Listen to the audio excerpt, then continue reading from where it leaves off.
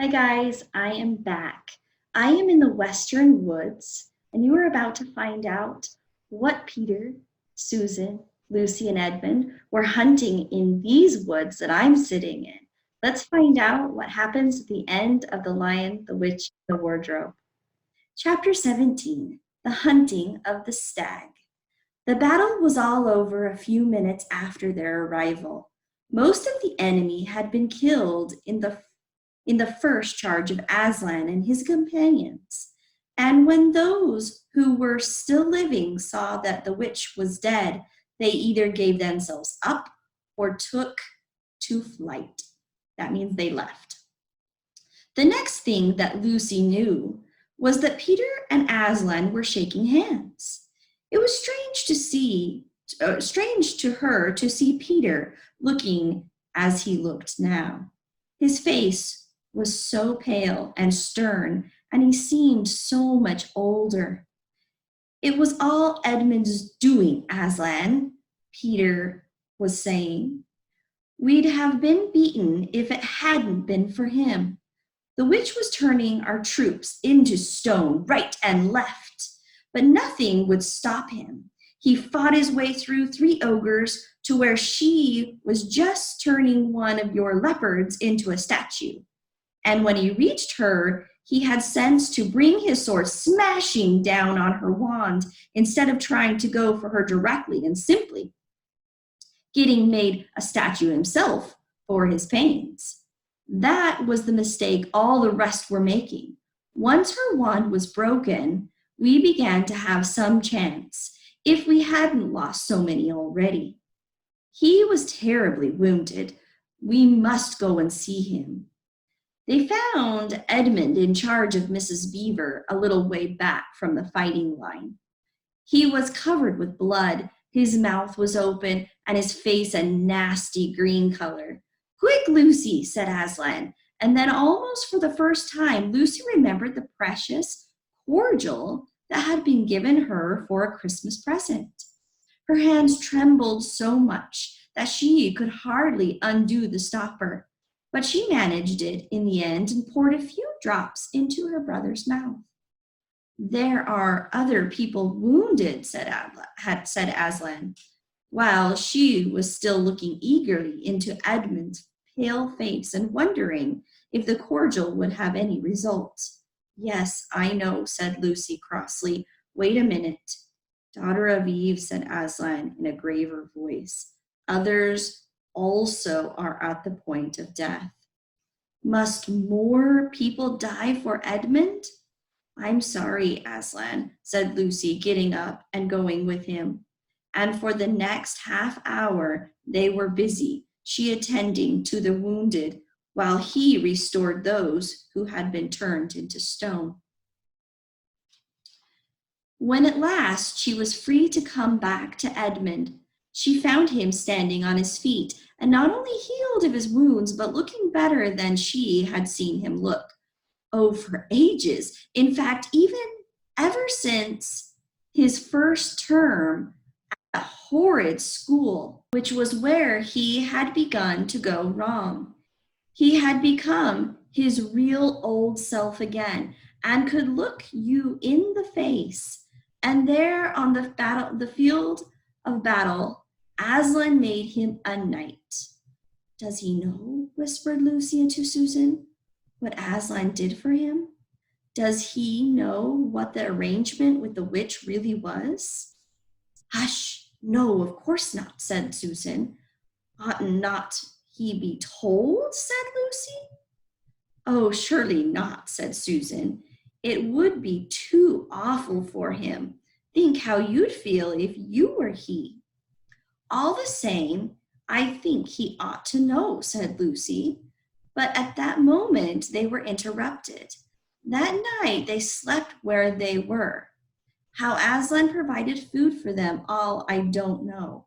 But somehow or other they found themselves all sitting down on the grass to a fine high tea at about 8 o'clock. Next day they began marching eastward down the side of the great river. And the next day after that, at about tea time, they actually reached the mouth. The castle of Cair Paravel on its little hill towered up above them. Before them were the sands with rock and little pools of salt water and seaweed, and the smell of the sea and long miles of bluish green waves breaking forever and ever on the beach.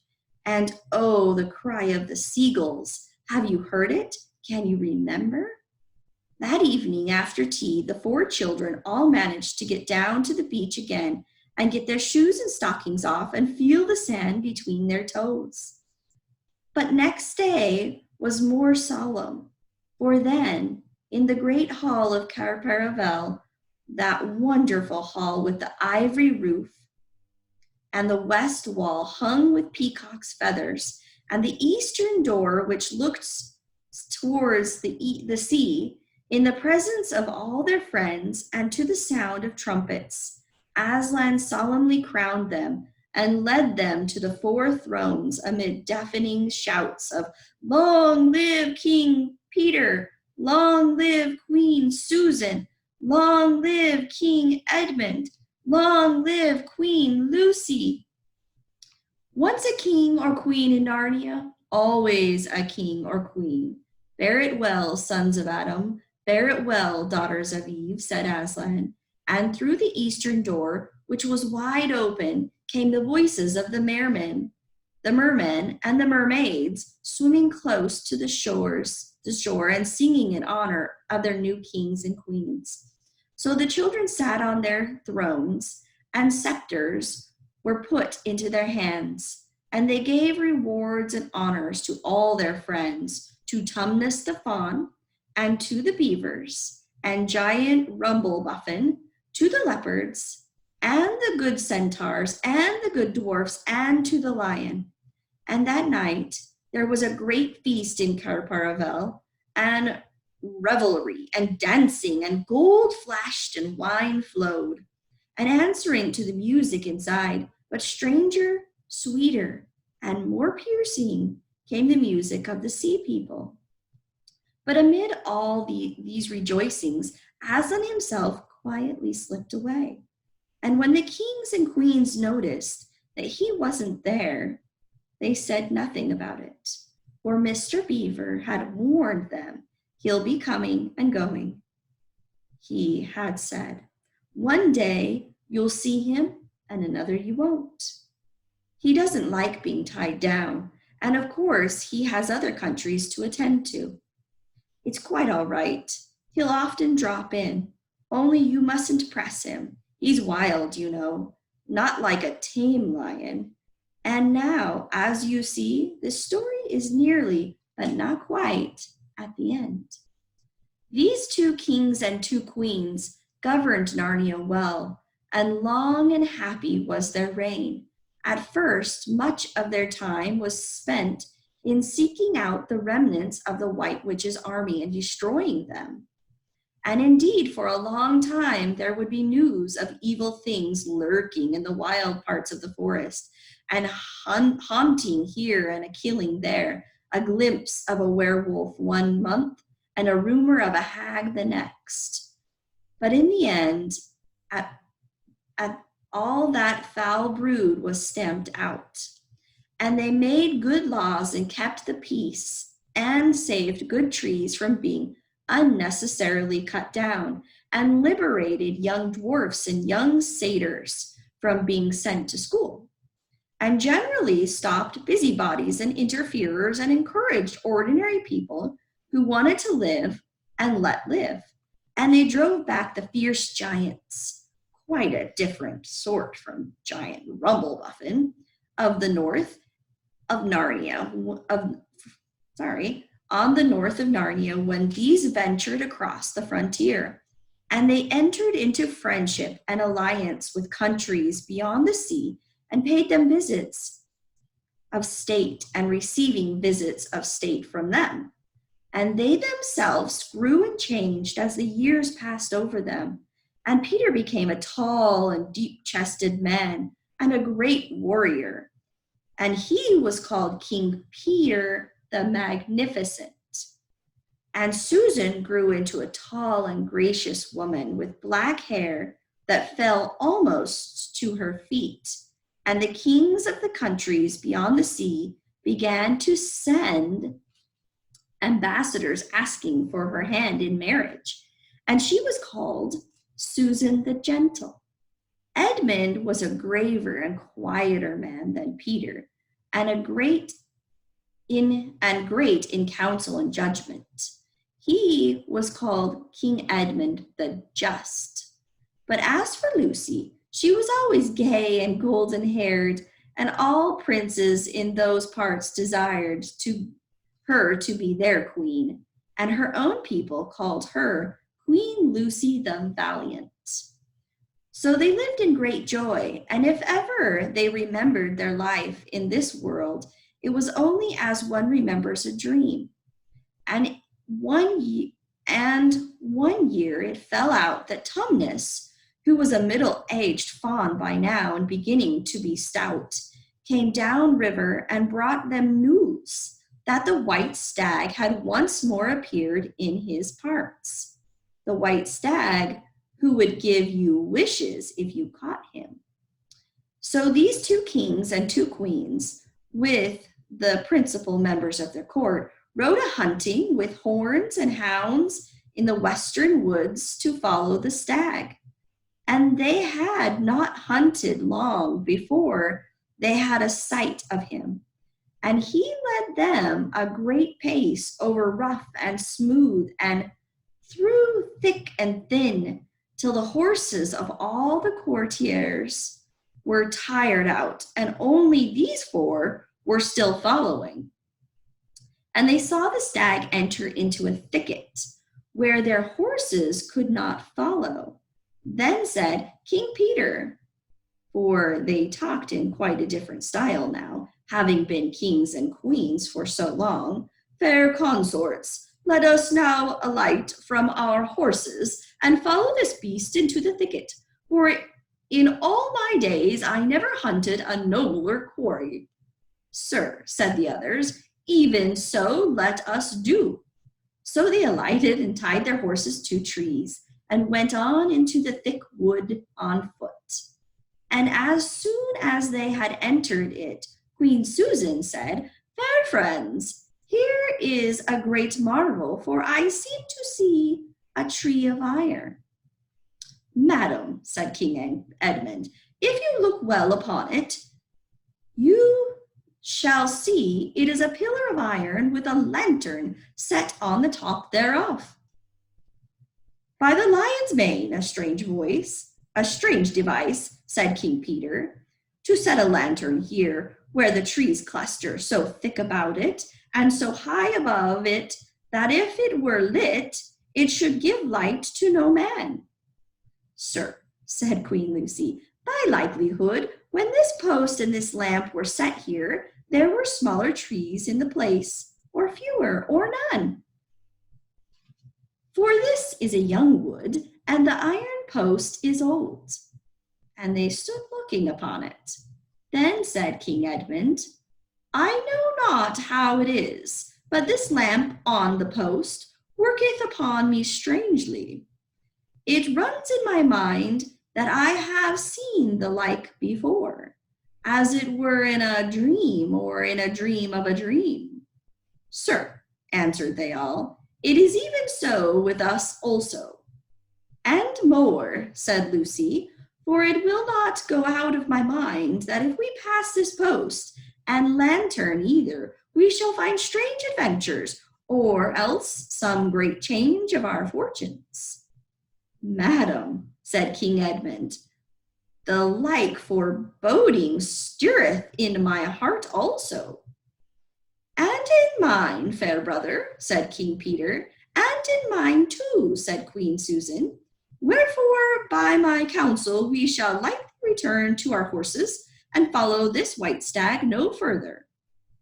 Madam, said King Peter, therein I pray thee to have me excused, for never since we 4 were kings and queens in Narnia have we set our hands to any high matter as battles, quests, feats of arms, acts of justice, and the like, and then given over. But always what we have taken in hand, the same we have achieved. Sister, said Queen Lucy, my royal brother speaks rightly, and it seems to me we should be shamed if, for any fearing or foreboding, we turned back from following so noble a beast as now we have in chase. And so I say, said King Edmund, and I have such desire to find the signification of this thing that I would not be by my good will turn back for the richest jewel in all Narnia and all the islands. Then, in the name of Aslan, said Queen Susan, if ye will all have it so, let us go on and take the adventure that shall fall to us. So these kings and queens entered the thicket, and before they had gone a score of paces, they all remembered that the thing they had seen was called a lamppost. And before they had gone 20 more, they noticed that they were making their way not through branches, but through coats. And next moment, they all came tumbling out of a wardrobe door into the empty room. And they were no longer kings and queens in their hunting array, but just Peter, Susan, Edmund, and Lucy in their old clothes. It was the same day and the same hour of the day on which they had all gone into the wardrobe to hide. Mrs. Macready and the visitors were still talking in the passage, but luckily they never came into the empty room, and so the children weren't caught. And that would have been the very end of the story if it hadn't been that they felt they really must explain to the professor why 4 of the coats out of the wardrobe were missing. And the professor, who was a very remarkable man, didn't tell them not to be silly or not to tell lies, but believed the whole story. No, he said, I don't think it will be any good trying to go back through the wardrobe door to get the coats. You won't get into Narnia again by that route. Nor would the coats be much use by now if you did, eh? What's that? Yes, of course, you'll get back into Narnia again someday. Once a king in Narnia, always a king in Narnia. But don't go trying to use the same route twice. Indeed, don't try to get there at all. It'll happen when you're not looking for it. And don't talk too much about it, even among yourselves. And don't mention it to anyone else unless you find that they've had adventures of the same sort themselves. What's that? How will you know? Oh, you'll know, all right. Odd things, they say, even their looks will let the secret out. Keep your eyes open. Bless me, what do they teach them at these schools? And that is the very end of the adventure of the wardrobe. But if the professor was right, it was only the beginning of the adventures of Narnia. The end. See you guys.